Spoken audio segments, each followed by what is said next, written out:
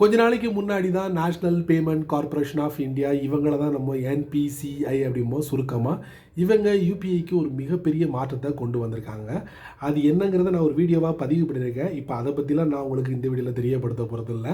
So அதுக்கு பதிலாக NPCI அடுத்ததாக ஒரு விஷயத்தை கசிய விட்டுருக்காங்க. அது என்னென்னா, நீங்கள் யூபிஐ வழியாக ஒருத்தருக்கு நீங்கள் பணம் அனுப்புகிறீங்கன்னா அந்த கன்ஃபர்மேஷனுக்கு நீங்கள் அந்த பின் நம்பரை கொடுத்தா மட்டும்தான் கன்ஃபார்ம் ஆகும். அது 4ஆக இருக்கலாம், இல்லை 6ஆக இருக்கலாம், எது வேணாலும் இருந்துட்டு போட்டோம். அதை ஒரு ஆப்ஷனலாக வச்சுட்டு ஃபேஸ் ஐடி, பயோமெட்ரிக் இதை ஒரு மெயினாக வைக்க போகிறதாக சொல்கிறாங்க. இன்னமும் நடைமுறைக்கு வரல, பேச்சுவார்த்தை நடந்துக்கிட்டு இருக்குது. கூடிய சீக்கிரத்தில் அந்த பின்னுக்கு பதிலாக நீங்கள் ஃபேஸ் ஐடியை பயன்படுத்தலாம், பயோமெட்ரிக் இதை பயன்படுத்தலாம். ரொம்ப எளிமையாக நீங்கள் யாருக்கு வேணாலும் பணத்தை அனுப்பிட முடியும் அப்படின்னு என்பிசிஐ சொல்கிறாங்க. என்ன காரணத்துக்காக அப்படின்னு பார்த்தீங்கன்னா, சீனியர் சிட்டிசன் ரொம்ப தடுமாறுறாங்க.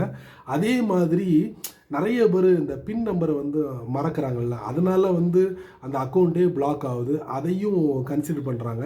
இன்னொரு முக்கியமான விஷயம், இந்த மாதிரி நம்ம ஒருத்தருக்கு பேமெண்ட் பண்ணும்போது அதுக்கு டைம் அதிகமாக எடுக்குது, ஃபாஸ்ட்டாக பண்ண முடியல.